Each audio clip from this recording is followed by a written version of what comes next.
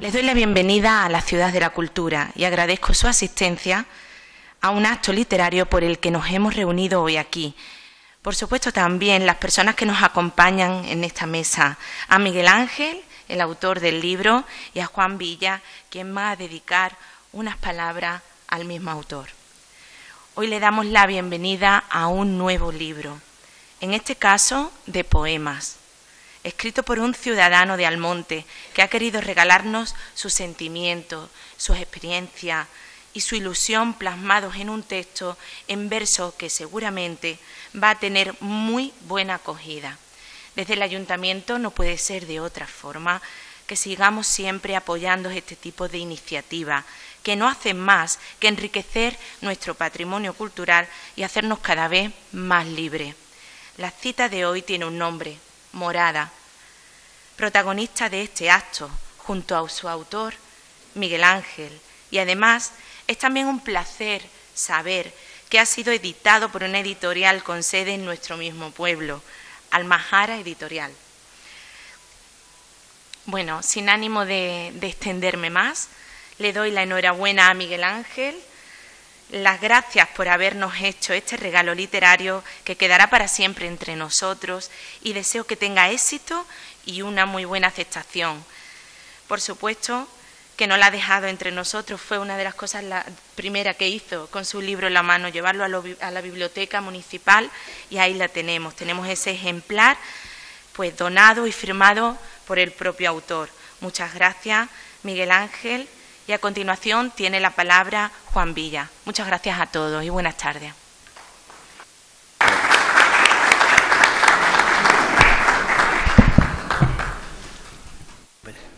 Sí, se oye bien, ¿no? ¿Va bien? Bien, buenas tardes, o buenas noches ya, ¿no? Por lo oscuro. El acto de hoy es un acto probablemente más complejo que otros que se hayan realizado aquí. Más complejo digo porque es lo que se presenta hoy, un libro, un poeta, una editorial y un editor. Y creo que debutas en estas cuatro categorías en esta tarde. Así que, por ir en orden, vamos a hablar primero con el editor y con la editorial. A cambio de cara. Antes de meternos en harina, antes de meternos en tu libro, que en definitiva es lo que en principio dice el cartel que nos trae aquí, sería interesante probablemente que dijera cuál es tu proyecto, ¿no? Cuál es el perfil de esta editorial pequeña ahora mismo, ¿no? que acabas de crear y bueno, de qué manera puede incidir esto en este pueblo, que obviamente es la primera vez que una editorial local se presenta, ¿no? Porque nunca han existido, que yo sepa. El ayuntamiento en tiempos editó algunos libros, pero ya hace mucho tiempo que no lo ha vuelto a hacer, así que eres la vanguardia de la edición en este pueblo. Así que eso, explícanos un poco de qué va tu editorial y bueno, cuáles son tus planteamientos como editor. Bueno, al final soy el mismo, pero ni siquiera con otras caretas. Bueno, la editorial, yo tenía interés de autopublicarme y como hay mucha gente que empieza, porque es muy difícil acceder a las editoriales, ni siquiera a las pequeñas. Y bueno, y están surgiendo muchas formas con estos medios nuevos tecnológicos, sobre todo con Internet, y la posibilidad de publicar en digital, que es muy económico, pues hay muchos medios para publicar tu obra, tus escritos.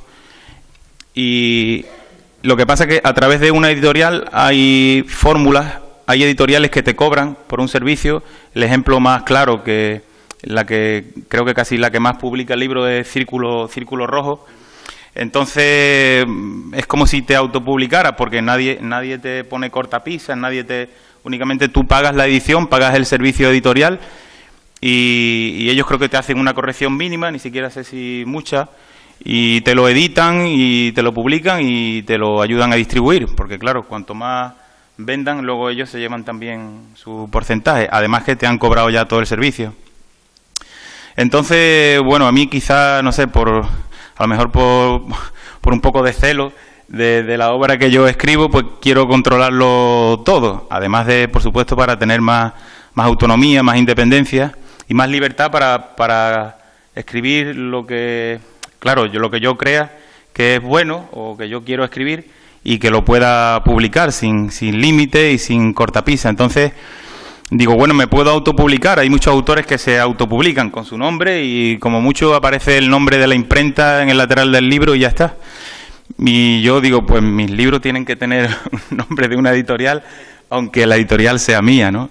No sé si eso puede chocar un poco, pero no sabía. Precisamente el otro día, hablando contigo, es curioso que me decías tú que había poetas, Juan Ramón Jiménez, que empezó autopublicándose y además a través de una editorial, salvando las distancias, ¿eh? Solo lo he utilizado de ejemplo porque no sabía que él también había hecho una editorial. Y luego, en alguna entrevista que le escuché recientemente, unas entrevistas muy entrañables que hay en Internet, en YouTube, sobre Mario Benedetti, contaba en una de ellas que se había autopublicado sus libros de poesía hasta el quinto, me parece que fue, no sé si el quinto o el séptimo, se los había autopublicado. A partir del quinto empezó a mover un poco a la gente y ya vino una editorial de cierta envergadura y le dijo, mira, queremos publicar este libro, los anteriores y uno que te vamos a encargar. Entonces, lo de la autopublicación hoy día, tan difícil que es acceder a una editorial, porque las editoriales además quieren ya valores consagrados, quieren algo que se pueda vender. De hecho, incluso están por ahí siempre vigilantes de las redes sociales, sobre todo, por si hay alguien que empieza a destacar un poco, pues intentan contratarlo. Y si algún día consigo que alguna venga, pues ya tengo yo todo el trabajo hecho. Ya espero tener mi cadena de distribución, etcétera. Y esa es un poco la idea. Y luego es para publicar mi obra, pero también tengo otras ideas que pudieran ser interesantes. Por ejemplo, estoy investigando un poco por Internet, hay textos libres de derecho de autor que puedo publicar tranquilamente, que tienen mucha riqueza y que son textos que son de 50 o 75 años. En concreto, encontré hace poco una cosa que igual voy a publicar algo de ahí, de escritores latinoamericanos exiliados en París, y publicaban una revista, me parece que se llamaba Imán, puede ser la revista Imán. Y había unos textos ahí muy interesantes. Quizá haga una recopilación de esos textos y será el próximo trabajo que edite, ¿no? Y tengo también un libro de relatos, que sería lo próximo. Y luego, si no se cuela antes, otro libro de poesía, porque la poesía a veces aparece así, sin pedir permiso. Y entonces, si aparecen poemas, pues igual publico otro de poesía.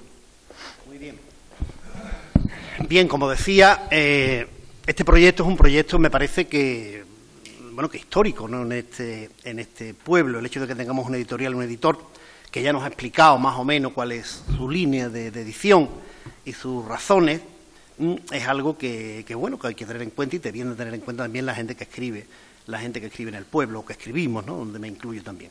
Sí, bueno, si no tienes más que decirnos como editor, pues te transmutas de poeta y empezamos a hablar de ti, de tu libro. Así que te lanzo una primera cuestión. Bueno, yo... Sí, voy a decir otra cosa. Ah, bien, Juan. Nada. Sí, había otra cosa por ahí, porque el objetivo de la editorial sería crear un catálogo que vaya un poco en una línea que, bueno, que arranco con Morada, y un poco intentar, porque la cosa es hacer todo el proceso. Yo salvo la portada, que me la ha hecho un diseñador, por cierto, muy bueno de aquí, Paco Bañez, un chaval compañero mío en el trabajo. Y salvo la portada, el diseño de portada y contraportada, lo he hecho todo. He diseñado, o sea, he maquetado, he hecho la edición, he hecho la corrección, que es lo que más trabajo me cuesta, cambiar el chip para corregir lo que he escrito. Y entonces la idea es intentar, una vez que ya tengo esta experiencia, pues compartirla con nuevas voces que vayan un poco en la línea de lo que va marcando el catálogo de la editorial. Y por ahí hay gente muy interesante que están haciendo cosas muy buenas. Tengo una amiga, tenía una amiga cuando yo trabajaba en la consejería, una amiga, Sonsoles Jovanka se llama. Es una escritora que ya ha sido valorada en ciertas revistas de relatos, sobre todo, por su trabajo. Incluso contrató a una agente editorial, y participa en muchos concursos, con novela, con libros de relatos, y tiene un estilo que podríamos definir escritura norteamericana pura y dura, que es, bueno, es un poco más cinematográfico el estilo, pero es muy buena.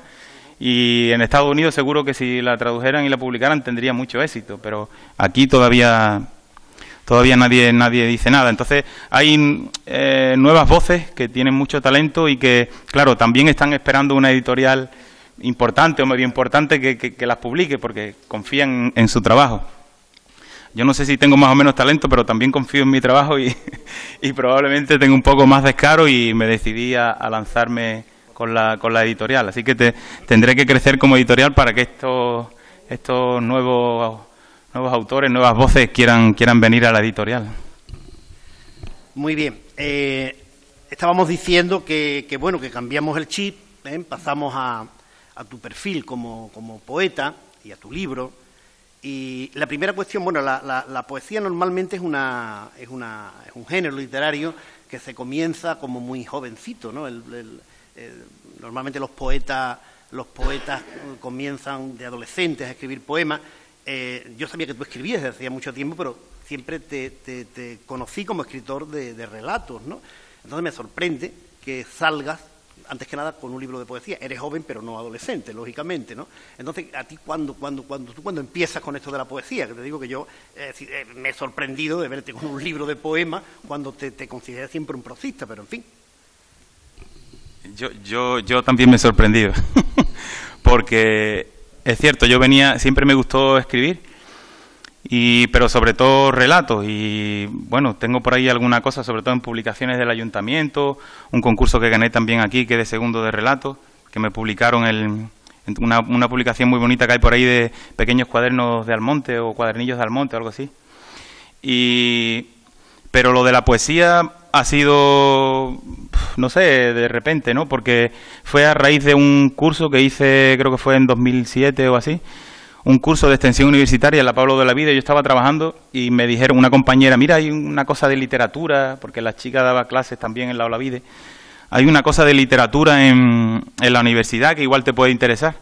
Y era un curso de extensión universitaria que impartía un profesor español, pero que venía de la Universidad de Carolina del Norte y hacía una investigación sobre la literatura latinoamericana exiliada en España. Y entonces fue algo muy bueno porque el profesor trajo cada semana, nos veíamos cada semana, él tenía un ratito de charla y luego había un pequeño recital de un poeta que es exiliado latinoamericano que actualmente vivía en España. Y la verdad que escuchábamos allí cosas preciosas, ¿no? Y en el curso había que escoger un poeta, o de los que habían venido o de los que de latinoamericanos exiliados, aunque no hubieran participado físicamente, digamos, Yo escogí uno que ya estaba muerto, y que Roberto Bolaño. Y entonces hice un curso, y entonces era mi primer acercamiento a la poesía. Y leí un poco su obra, hice un trabajo que me lo valoraron muy bien, y me sorprendió mucho la manera de cómo este hombre utilizaba la poesía. Y a raíz de ahí empecé a escribir poesía, sobre todo de temas que me inquietaban, ¿no? Que emocionalmente me preocupaban, o temas sociales o temas personales, espirituales, de todo un poco, pero era un continuo, era como descubrir un niño que le regalas una bicicleta y aprende a cogerla sin rueditas y se lleva todo el día alucinando, paseando en bicicleta. Pues yo igual, había noches que me acostaba y me venía una idea y me tenía que levantar y poner ahí a escribir, ¿no? Era una cosa un poco extraña. Claro, salían cosas un poco, a veces incluso el estilo un poco infantil, un poco brutas, ¿no? En la manera, en la forma, pero yo veía que sobre todo ese formato, el poema libre, que no había que pararse a buscar rimas, me dejaba mucha libertad para contar lo que yo quería contar, ¿no? Y ahí empecé, y fui limando, participé, ya busqué por ahí talleres de poesía, participé en algunos recitales en Sevilla, y luego eso lo dejé porque también irrumpió otra cosa que fue querer cantar, y dejé un poco la poesía para acá, cuando al tiempo pasaron, no sé, tal vez un año o dos prácticamente sin escribir. Yo pensaba que era menos, pero pasaron casi 2 años. Y cuando vuelvo a escribir fue precisamente para un concurso y ya hice un par de poemas y ya vi yo que hubo un salto ahí. Es como si eso hubiera estado ahí a fuego lento y de repente yo me reconocí que había cambiado un poco la cosa. Pero ya te digo, desde 2007 para acá nunca he sido lector de poesía hasta ahora. Y me llega y tengo facilidad, no sé, en algunos talleres lo típico de esto, a lo mejor la práctica esta de en 5 minutos, en 10 minutos te dan 5 palabras y tú tienes que montar algo ahí, ¿no? Y yo acababa el primero siempre y más o menos salían redondos, ¿no? Está feo que yo lo diga, pero es verdad. Muy bien. En fin, que eres un vocación tardía, pero apasionado, ¿no? Sí, sí. Pasamos al libro. Vamos a centrarnos en el libro, Morada. Bueno, te iba a leer, con las charlas se me va, que te iba a leer... Porque me gustaría, un ejemplo. Conforme te voy hablando o contestando, me gustaría leerte en algunos casos algún poema, porque si no, no leo ninguno. Me enrollo y no leo ninguno.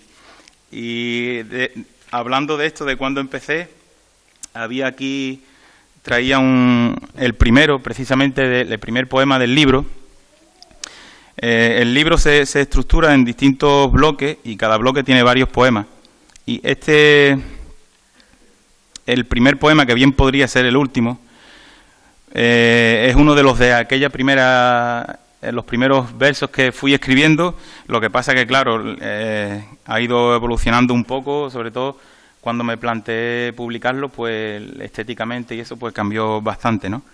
Y bueno, en este caso yo te hablaba justamente de la libertad del verso libre, que me resultaba muy cómodo escribir con eso, pero justamente este poema, Hágase la luz, ni siquiera yo entendía muy bien qué quería contar al principio, y cuando hubo un momento que me planteé ponerle rima, y la rima, o sea, cuando buscas la estética en el poema te da algo más.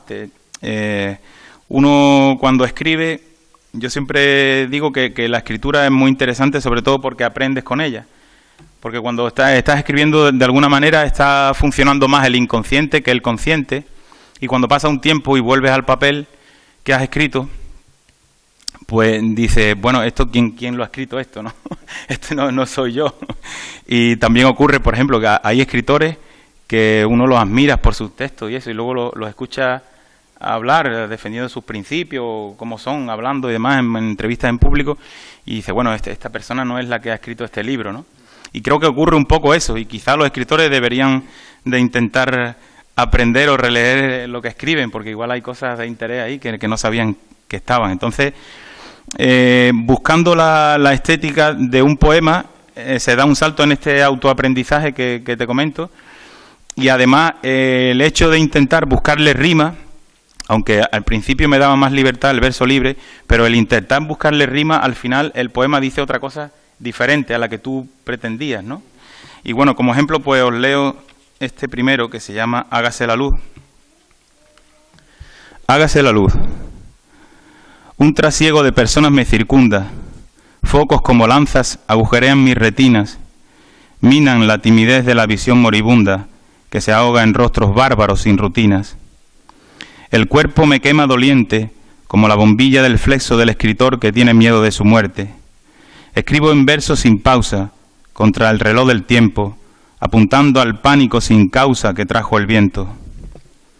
Borracho a 2 manos, bebo mi aliento ensangrentado, desparramado sobre mi barba de pelos canos, en jirones delirantes de lado a lado.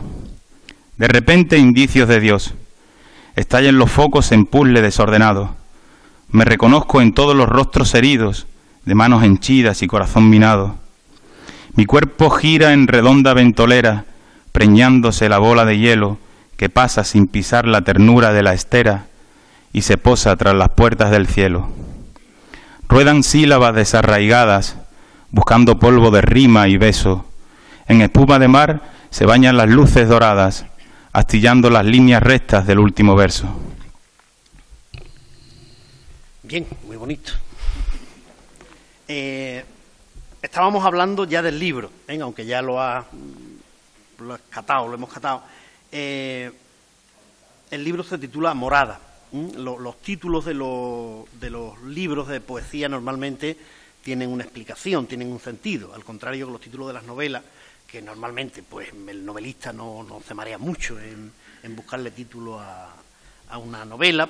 Si nos vamos a las grandes novelas vemos que los títulos son bastante tontos, ¿no? O Guerra y Paz, o Don Quijote de la Mancha, o sea que no nos dice prácticamente nada de lo que vamos a encontrar, o muy poco. Por el contrario, los libros de poesía normalmente, no digo que sea una tesis el título, pero que algo hay, es una especie de pauta para el lector, algo que le da digamos, una manera de introducirse dentro del texto. ¿Por qué morada? ¿Qué es morada? Bueno, morada es el título. Sabes también que a veces los títulos de los libros, sobre todo de relatos, el autor escoge un relato, que por alguna razón, en este caso un poco igual, pero no tanto, también como tú dices, que quiere ir apuntando algo, ¿no? Y antes me lo preguntaba compañeros ahí de Condavisión, que por qué morada también. Y es el título de uno de los apartados, el último apartado, se titula Morada, donde hay 3 poemas. Y un poco la idea de morada es buscar un refugio, buscar como decía antes, no la luz al fondo del túnel, porque entonces ya estaría la cosa jodida, más bien a mitad del túnel, buscar la luz para seguir caminando un poco en luz, ¿no? Y saliendo un poco de la sombra, una especie de refugio, de hogar, donde situarse y estar cálido, ¿no? Ese era un poco el sentido del título, aunque también, como digo, corresponde a un apartado, que esos tres poemas un poco también van por ahí, por esta línea, ¿no? ¿Podrías leer uno de esos? Sí, si quieres te leo uno. Para cerrar la explicación más adecuadamente. Sí, pues mira, te voy a leer El morador de orillas del Guadalquivir. Esto está en la página 93, si no me he equivocado, maquetando. Morador de orillas del Guadalquivir. Esto está dedicado a Nicanor Parra, un poeta chileno que sacó el concepto de antipoema, que además fue el maestro de Roberto Bolaño, del que hablaba yo antes, por el que me inicié. Y antipoema un poco para defender en la poesía también elementos narrativos y a ras de suelo, ¿no? Que la poesía tenga una funcionalidad social, no solo se quede en una abstracción sin sentido, ¿no? Morador de orillas del Guadalquivir, a Nicanor Parra. Este no tenía pensado leerlo, ¿no? no me lo he repasado. El silencio de las piedras me hace tambalear y caigo a los almohadones de algas de río, empapando las costuras cicatrizadas sin llanto, enternecidas por la novedad extranjera de la orilla. Una nube ha dibujado un rostro que fue mío, sin la fuente rebosante de asideros del pudor, brillando los ojos con el tacto del escultor ciego que bebe el albur crepitante de la candela. Seco mis ropas en la hoguera del tiempo, prendida con la mecha de versos antipoemas. Desnudo de cajitas de música y relojes de cuerda, con la mirada salvaje del cangrejo rojo y el pellizco del hambre astillando los recuerdos bajo la sombra de Parra. La estela vociferante de un mercante me tiró un derrote con la elegancia del araquiri, delatando la fosforescencia acuosa de mi orfandad en la serenidad del samurái arribado y en el temple datilado del carpintero de Rivera. Lo del elemento aquí oriental del araquiri y del samurái es porque estoy pensando en Coria, en el paseo marítimo de Coria. He estado un tiempo viviendo allí, los japones, que hay una estatua allí de un samurái. Aquella zona del río es muy bonita para pasear. y me inspiró un poco ese escenario, me inspiró un poco este poema. Hay una carpintería de Rivera justo en el paseo y a continuación está el samurái allí en el parque. Muy bien. Has estado hablando a lo largo de tu plática, aludido en varias ocasiones a tu manera de trabajar, ¿no? Parece que hay, por lo menos en esta etapa, mucho de inspiración, ¿no? Tú estás hablando de que te levantas de noche y escribes, ¿dónde está la frontera en ti de la inspiración y el trabajo, ¿no? La poesía y la literatura normalmente es producto del trabajo, en fin, del trabajo duro muchas veces, ¿no? Pero parece que en ti, por lo menos en esta etapa, está funcionando muy bien esto de la inspiración. ¿Cómo lo haces? ¿Dónde está, como decía, la frontera entre una y otra? Pues a veces, no sé, depende igual del poema. Hay poemas que sobre todo surgen de no sé, algo una emoción o algo, un sentimiento, y de repente la manera de expresarlo o incluso de vivir esa emoción en mí, llevándolo a un poema. Que el fotógrafo va paseando por ahí y en cada rincón está viendo el encuadre, ¿no?, de lo que quiere sacar. Pues a mí me ocurre un poco igual, pero con la poesía.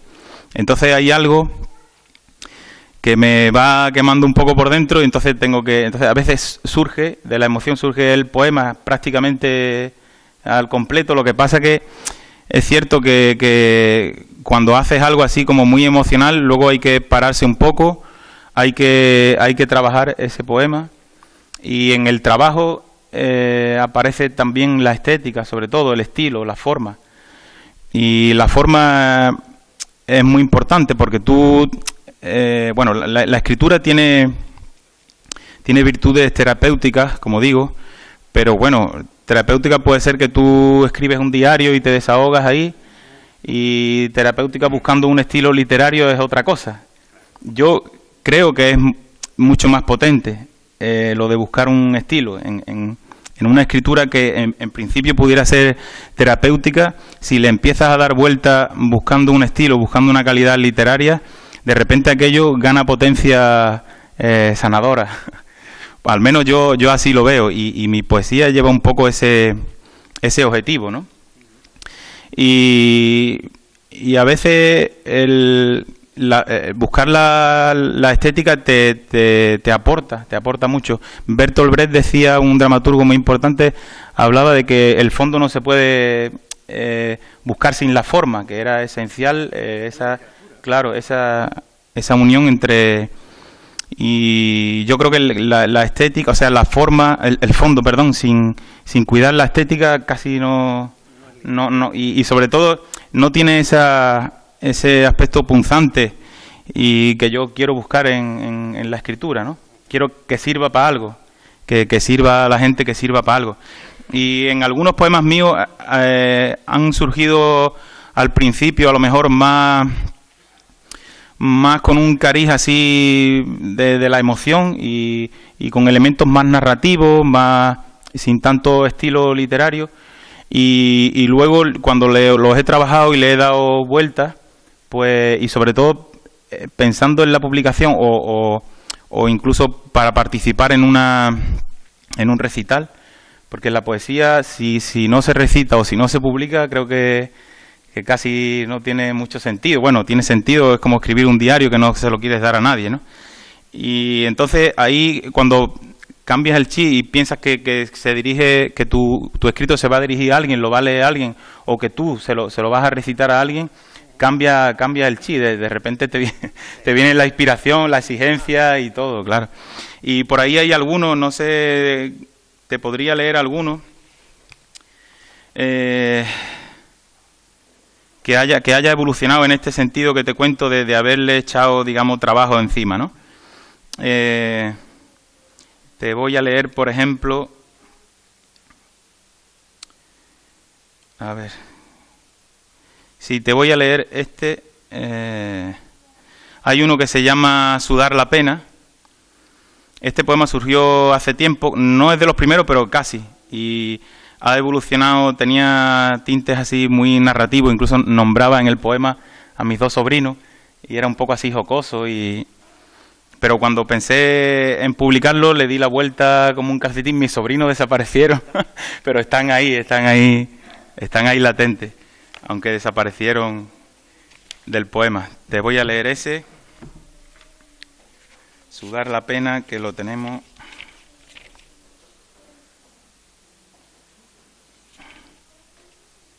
Este era Poro. Sí. Está en el bloque que se titula Poro y se llama Sudar la pena, 36. Gracias, Manuela, creo que hacía Manuela. Sudar la pena. La pena habituada es una rueda que anida el laberinto de las espigas de las rosas, de las espinas sin maíz. La tragedia familiar es una bicicleta abandonada sin carpeta, un dibujo sobre la tierra roja de los garabatos mancos. El agobio son nombres, huidos bajo la sal de las garras del pañuelo, sin sangre derramada, ahogados por manos limpias, con huellas de cola de lagartija. Los hijos del agobio saltan sobre el poema, puliendo con la primacía del lápiz buchón, ausente de huesos, de glorias y asperezas, sudando la ingenuidad redonda del poro. Este poema cambió completamente a como estaba al principio. Bien, saliendo un poco del libro y hablando en general de la poesía y de ti como poeta, ¿no? Dos preguntas, digamos que relacionadas, ¿no? ¿Qué representa para ti la poesía y qué crees tú que representa para el mundo, para la sociedad? Si representa algo, la poesía, digamos que es un género que ha pasado por muchas etapas, que tuvo sus momentos álgidos y que hoy, por desgracia, se lee muy poco. ¿Cómo te metes a poeta tú, con esta situación tan terrible en la que está la poesía? ¿Y tiene sentido la poesía hoy? ¿Cuál?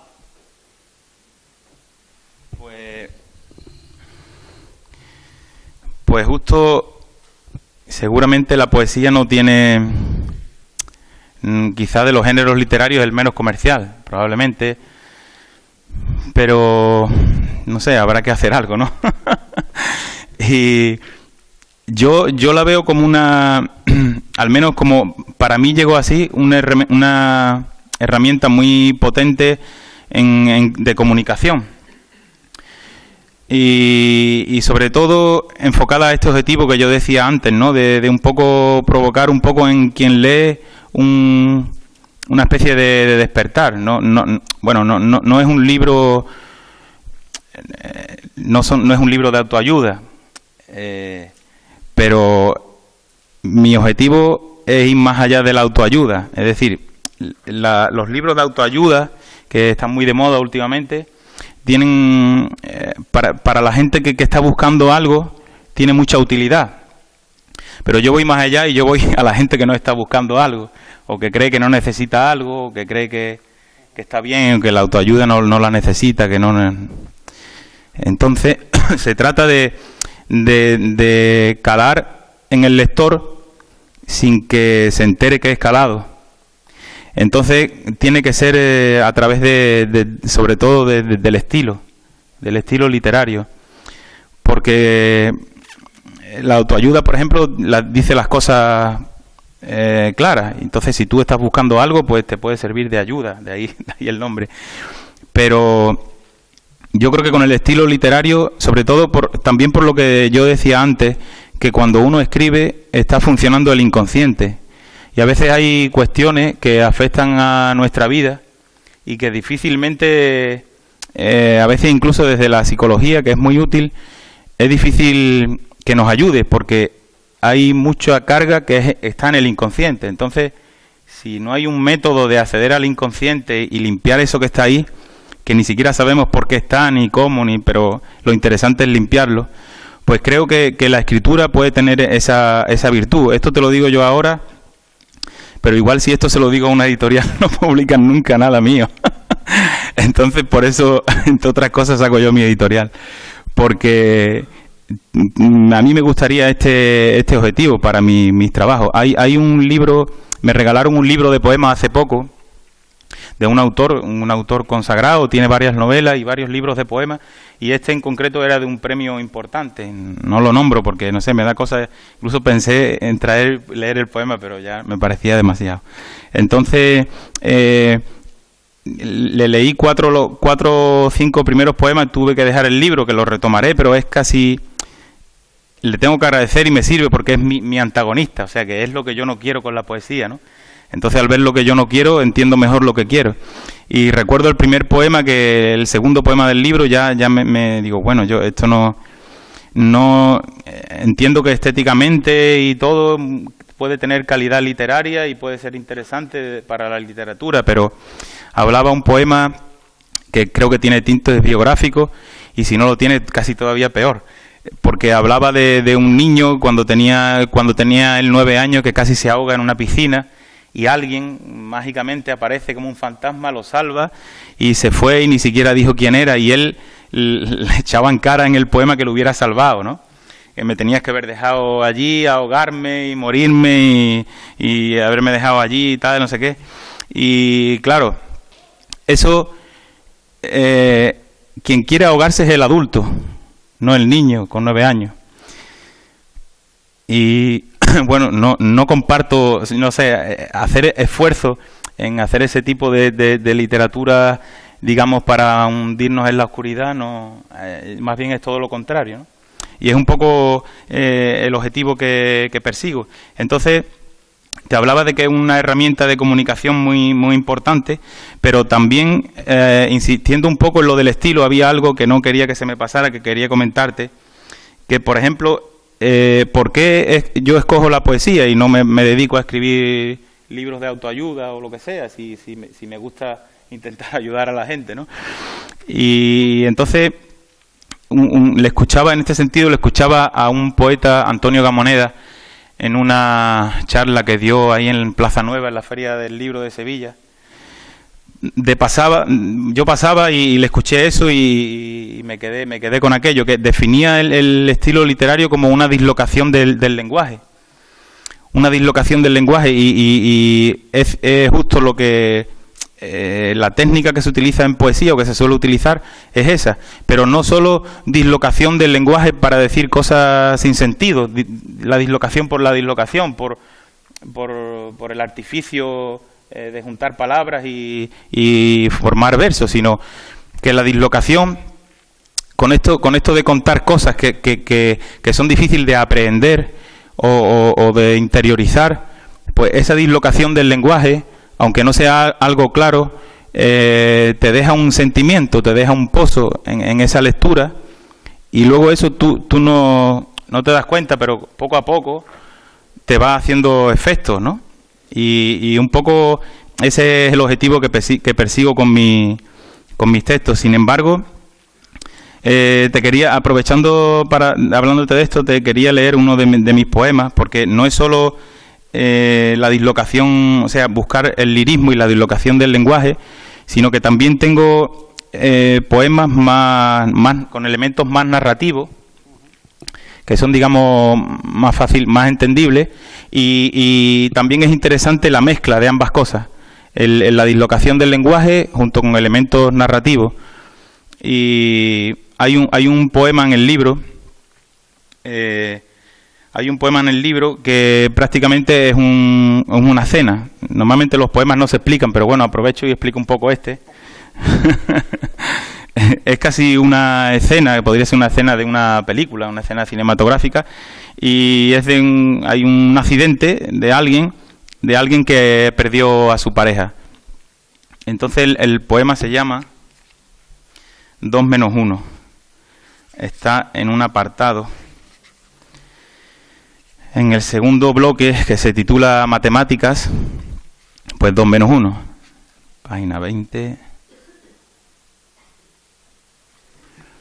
2 menos 1. 2 menos 1 es igual al serpenteante giro de curvas peligrosas sin arcén, con el sol derramado en la cuneta, que prende mis sueños vacíos, los que callan por la ausencia del reposo altruista de 2 pechos despiertos en las luces y las sombras, vertidos en mi sudor congelado. Abro la ventanilla azuzado por tu recuerdo, en un intento vano de respirar, quizá de olerte en los pinos mojados, acelero a fondo, invadido por repentino Parkinson, para encontrarte en los huecos de las laderas que me siguen. Tus esencias de eucalipto, colgando del retrovisor, esterilizan mis abismos con precisión carnicera. Podría volar sin miedo y mudarme bajo tu alma, pienso, cuando un coche súbito con ojos de ciervo paraliza el viento de costado, mientras dos manitas punteadas de sonrisa pecosa me saludan con destello pelirrojo por la ventanilla. El asfalto me enreda en ovillo a cada volantazo cobarde, hasta salir disparado al bosque, donde el abrazo a la limón de dos pinos libera el airbag e inunda mis pulmones con el torrente de tus esencias. Hay una... En el documental este que te comentaba antes de Mario Benedetti, había una poeta hablando sobre su obra, que no me gustó mucho lo que decía, porque recomendaba a Mario Benedetti para que se leyera como alguien que quiere iniciarse en la poesía, para que se leyera al principio. Y decía esta chica, esta poeta, dice, la poesía de Mario Benedetti tiene la virtud de que es muy buena para la gente que se quiere iniciar, y luego ya da el salto, como implícitamente estaba un poco quitándole valor a la poesía de Benedetti, porque escribe muy clarito, muy sencillo. Él incluso se ríe en el documental de que hay un amigo dramaturgo que le decía, porque él ha escrito también obras de teatro, sin mucho éxito, y un amigo suyo que sí tenía éxito con obras de teatro le preguntaban por la obra literaria, o sea, teatral de Mario Benedetti, y él decía, este amigo le decía, no, si Mario Benedetti ya es suficientemente teatral en sus poemas, no necesita escribir obras de teatro. Y él se reía contándolo, porque lo contaba él, ¿no? Y es cierto, tiene mucha teatralidad en sus poemas, pero tiene mucha potencia para llegar a la gente también, esa forma, ¿no? Y esta crítica que le hacía la poeta no la comparto, porque en verdad para llegar a escribir así tienes que tener mucho nivel, y antes has escrito más abstracto, con mucha, y al final te das cuenta que para llegar tu mensaje al lector, pues igual se puede, pero es bellísima, la poesía de Mario Benedetti es bellísima y muy simple y sencilla, a mí me encanta, digamos que aspiro a eso. No sería el principio sino el final, sería su poesía, ¿no? Bien, yo sospecho por lo que estás diciendo que no te vas a quedar aquí, que vas a continuar con la poesía, también con los relatos. ¿Qué vas a hacer ahora? Quiero decirte que tienes, si hoy estamos hablando de poesía, vamos a centrarnos en ella. ¿Cuál es tu futuro como poeta?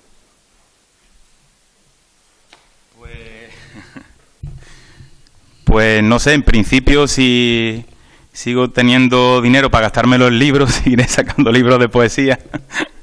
y conforme vayan viniendo, si no vienen, porque por ejemplo estos poemas son un resultado al final de mucho tiempo, ¿no? Que no ha sido sentarme para escribir el libro.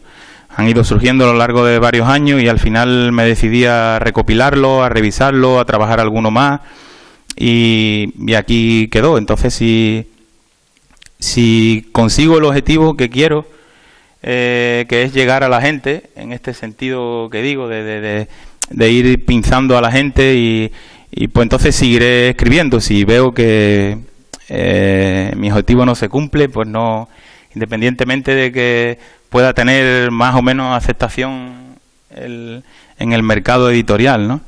Y casi mi objetivo sería, bueno, ya este libro ya ha cumplido con crece, con que haya un lector con el que yo consiga llegar, pues me doy por satisfecho. Y traía aquí, no sé dónde, porque no sé ni en qué orden tengo esto, pero traía aquí una crítica. Hay una amiga, que no voy a decir su nombre porque además me escribió un mensaje privado a Facebook, entonces yo voy a cometer el delito ahora de leerlo, pero con su permiso, espero que no se enfade. Y lo quiero utilizar para explicarme, porque, bueno, es una crítica positiva, está feo que yo lea esto aquí, ¿no? Pero es la manera de explicarme, es la mejor manera. Entonces, esta amiga mía me decía me compró el libro el otro día y me decía, yo no suelo ponerte nada, cuando tú escribes cosas en Facebook, no suelo ponerte nada porque está todo tan bien dicho y que yo no sé a lo mejor explicarme y para qué te voy a decir nada cuando ya tú sabes. Y entonces yo me limito a ponerte me gusta, y a los 2 días, en 2 días había leído el libro de poesía, cosa que eso tiene un mérito que no vea, aunque los libros de poesía son muy finitos, pero esto es un poco denso, Y entonces me escribe un mensaje y digo, bueno, y tú eres la que no sabías hacer crítica de... Me da un poco de vergüenza, pero creo que lo voy a leer entero. Dice, buenas noches, ya he leído el libro. Y qué pasada, me hizo reír, llorar, me transportó a otra dimensión y me removió todo por dentro. Felicidades, chiquillo, qué pasada, besos. Ya, con un lector así ya está justificado todos los años esto escribiendo poesía y gastándome el dinero en sacar el libro. Y entonces si el futuro sigue, el próximo libro tengo que encontrar otra amiga o amigo que me diga lo mismo, ¿no? Por lo menos, para amortizarlo. Bien, no sé si quieres añadir algo más del libro, o en fin, de la editorial, de lo que quieras, o invitamos a una amiga que recite unos poemas, o si tú quieres hacer algo antes, o en fin. Yo antes lo que quiero hacer es darte las gracias. Ahora una amiga que muy amablemente se va a prestar a leer unos poemas. Y hay el primer poema que le he pedido a esta amiga que lea, se lo voy a dedicar a esta amiga que acabo de publicar aquí su mensaje privado. Y entonces este primer poema que se lo dedico a esta amiga se llama Maltrato, tema de género, y entonces lo va a leer esta otra amiga. Y luego, para quitar un poco de hierro al maltrato, por cierto, que ya aprovecho y lo cuento antes que vaya a leer esta mujer el poema, es una cosa, es una de mis objetivos con la poesía, no solo despertar espiritual, sino también terrenal. Y hay muchas cuestiones sociales, hay un apartado ahí de lucha, otro de deshumanidad, donde hablo de la guerra, y este del maltrato. El maltrato, que es algo denigrante, que nunca, siempre estamos un poco anestesiados viéndolo en la tele, pero llevamos de media, no sé ya ni cuántos años, pero cuando hice el poema me dio por bichear un poco en internet, llevamos de media como entre 65 y 70 muertes cada año, ¿no? Y sabemos que el año que viene van a ser otras 70, hay otros 70 criminales por ahí que todavía no son criminales, pero que van a serlo, ¿no? Y bueno, entonces estas cosas hay que decirlas también, ¿no? Y si uno la dice así un poco con estilo literario, puede tener más fuerza que decir, pues hoy ha muerto otra persona y tal, ¿no? Porque ya estamos anestesiados de ver este tipo de noticias todos los días. Entonces ese poema se lo dedico a esta amiga mía, y luego Paloma terminará leyendo, para quitar un poco de hierro a la cosa, con 2 canciones. Solo hay 2 canciones en el poemario. Bueno, el bloque más largo es del amor, que eso no hemos hablado, pero ya la gente que lo lea, porque si no hay poemas de amor, entonces no es un libro de poesía. Y acabará con 2 canciones, y el último que yo quiero leer, te lo quiero dedicar a ti, para agradecerte que me hayas acompañado en este día tan especial, porque yo sabía que iban a venir muchos amigos.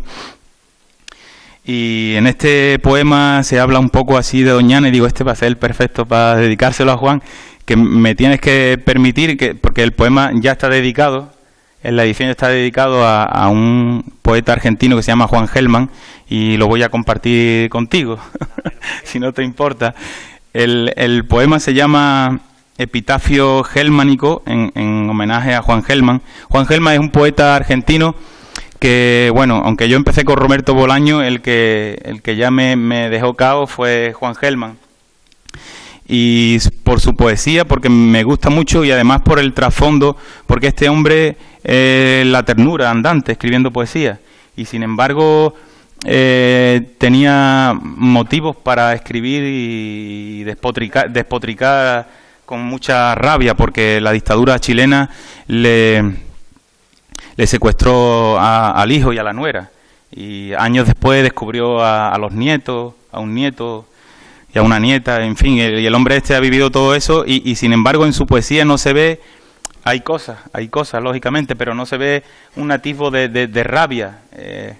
Él afila su cuchillo, pero no agrede. Al implicado sí, seguramente hace más daño al implicado afilando de esa manera. Pero entonces a mí siempre me ha encantado este hombre y tiene un poema que me gusta mucho, que aprovecho para decir, voy a leer antes, porque el poema este que yo dedico a Juan Gelman está escrito siguiendo un modelo de otro poema, que precisamente es de Juan Gelman. El poema se llama Epitafio, y para la gente que escribe poesía, cuando se quede sin recursos, sin qué escribo hoy, pues si te pillas un poema de un escritor que te guste o un poema que te guste, puedes hacer escribir tú tu propio, lo utilizas de modelo y escribes tu propio poema. Entonces, si me permitís, os leo primero el de Juan Gelman y luego leo el mío. Y entonces, el de Juan Gelman dice: Epitafio. Un pájaro vivía en mí, una flor viajaba en mi sangre, mi corazón era un violín. Quise o no quise, pero a veces me quisieron. También a mí me alegraban la primavera, las manos juntas, lo feliz. Digo que el hombre debe serlo. Aquí yace un pájaro, una flor, un violín. El crepúsculo atraca al triste y solo violín de mi corazón.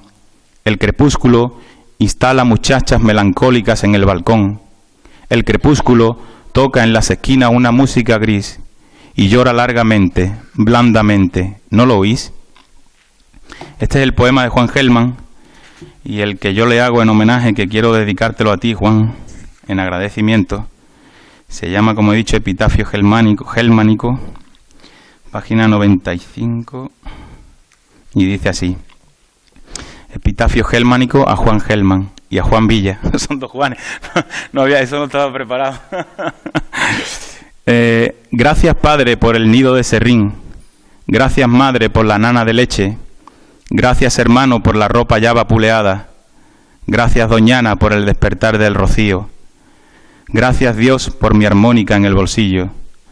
A ti regreso, alma mía, gracias a la muerte violeta, con el aroma ondulante de las dunas y la mirada fugitiva del joven ciervo, dispuesto al remanso jubiloso de tu morada, anhelando el crujir nuevo del ciclo. Aquí yace un nido, una nana, ropa, rocío, una armónica. El aura huele a todos los olores. La puntalada se hace serrín. Afuera barren casquillos antiversos de cartón. Cubren los balcones con ropa ensangrentada en tinta negra. Y pintan las fachadas con el hervor reciclado de la cal de muros acribillados. El atropello de campanas de difunto abre mis ojos, mientras el zarandeo del suelo hace vibrar mis manos, trajinando la quietud de los bolsillos, abriendo mi boca en el contorno de un grito sin vocal, sin ira, amortajado en el eco del perdón de las macetas, y suena mi armónica hondamente, cabalmente. ¿No lo oís? Ahora damos paso a Paloma y nos vale estos tres poemas que yo os comentaba. Y bueno, muchas gracias a Rocío, la concejala del Ayuntamiento, que nos ha acompañado. Gracias, ya reitero, a Juan. Gracias a Rosa. Son mucha gente las que yo tendría que agradecer. Gracias a todos por venir. A Julio, al chico que imprimió los carteles. No sé, a todos. Gracias. Hola.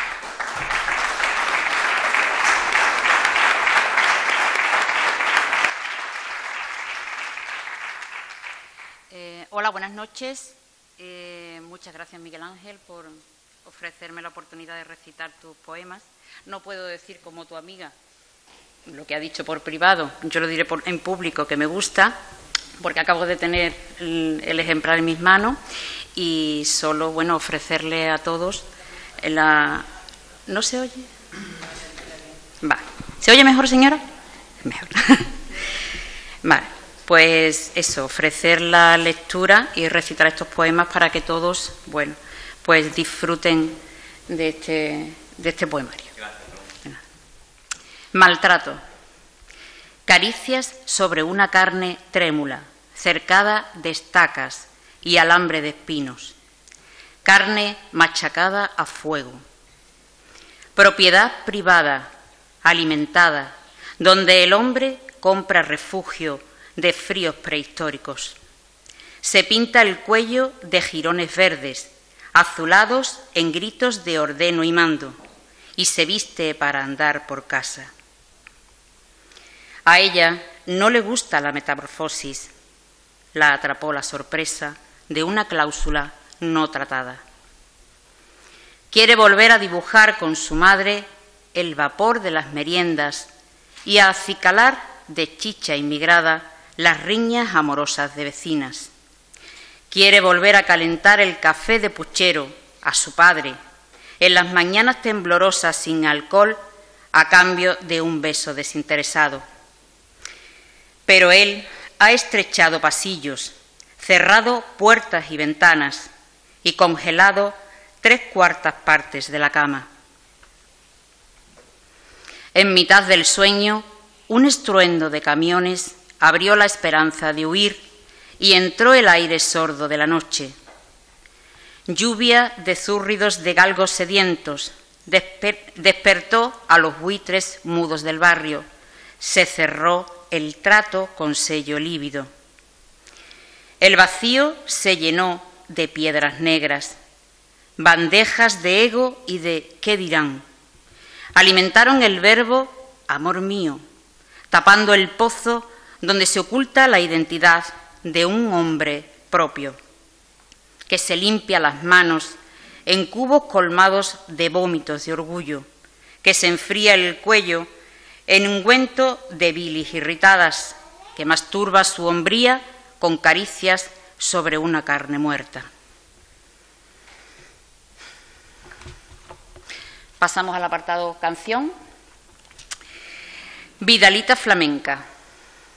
Esqueleto de despojos, frente al espejo turbio del sollozo, limpié mis ojos con agua fresca del pozo. Quise atrapar mi sueño y voló de la mente mía. Mi corazón, ardiente leño, de angustia se dolía. Lancé un grito agudo, suplicando que estuvieras, y estalló el espejo desnudo, deslumbrando colores de vidriera. Entonces te vi, juro que te vi, barnizando de charol, juro que sonreías ante mí, espirales de caracol. Quise atrapar mi sueño y voló de la mente mía, mi corazón, ardiente leño, de angustia se moría. Gorrioncito de mañana, tarde, noche y madrugada. Gorrioncito, tú que cantas, despertares al reír el alba, cántame, porque hoy no había ningún sol en la mañana. Gorrioncito, tú que cantas, siesta con sol sin cima, cántame, porque hoy no había la merienda en la cocina. Gorrioncito, tú que cantas, sueño redondo de luna, cántame, porque esta noche nadie mece ya mi cuna. Gorrioncito, tú que cantas sin el barullo de grillos, cántame una ventana sin rejas y un jardín con laberinto de pasillos. Gracias.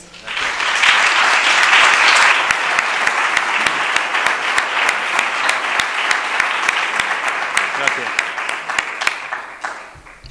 Bien, bueno, si alguien quiere hacer alguna pregunta o algún comentario, o el autor quiere cerrar con algo.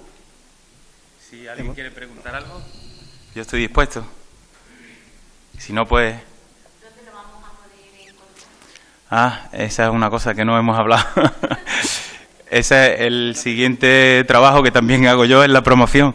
Y en principio, bueno, además de venderlo aquí como pistoletazo de salida, aquí en Almonte iré a los sitios donde se vende el libro, copistería Copia Almonte, en el Bético y en papelería Los Llanos. Y luego la imprenta que me imprime los libros tiene una plataforma de distribución que accede sobre todo a grandes librerías. Por ahí, si estoy de acuerdo con el contrato que me hagan, con las condiciones, lo venderé por ahí también. Una página web que la voy a sacar ya, estoy construyendo la tienda online, la voy a sacar en un día o dos. Los venderé por la versión digital, que también la tengo editada, preparada, y venderé tanto el libro físico como en digital a través de la página web. Y luego poco a poco me iré haciendo con una estructura de pequeñas y medianas librerías, que iré visitando, que será seguramente lo más enriquecedor, ir por ahí con mis libros visitando librerías. Y quien quiera vendérmelos, pues... Y entonces los iré diciendo en las redes sociales y en la página web, las librerías y los sitios donde se está vendiendo. Gracias a ti por preguntarlo. Muy oportuno.